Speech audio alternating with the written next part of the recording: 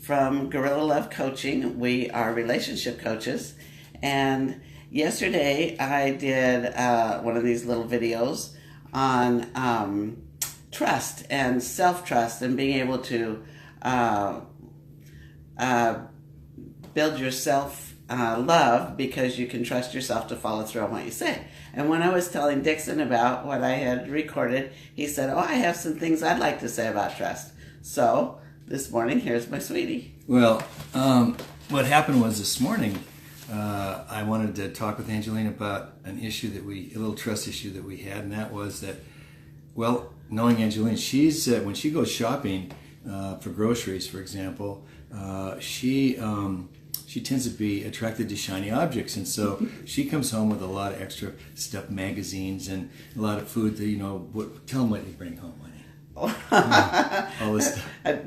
Kombucha and new kinds of dinners and things that we haven't tried before that look like they'd be fun. And my thing is, I go in and I want to stick to the budget. And so what's happened over time is when Angeline asked me if she could go, if I'd like for her to go shopping, I say no. I'd rather take care of it myself because of this little trust issue. So we talked about it this morning, and I was telling her, well, I worry about the budget, and she told me.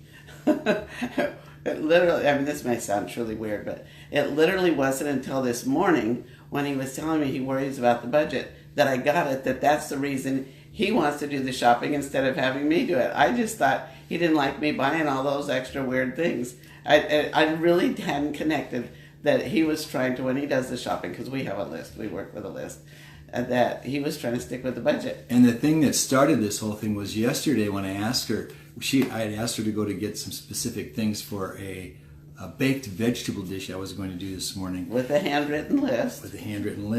I had forgotten to put sausage on there, which I needed. And when I asked her if she'd gotten the sausage, she said, "No, honey, it wasn't on the list." So there we go. I was a good girl. I followed the list. So anyway, what we're kind of trying to highlight here is the fact that these little issues, unworked, when they're not worked out on a long-term basis, can sort of put a darkness or a little bit of a distrusting edge on the peripheral parts of a relationship, the edges of the relationship.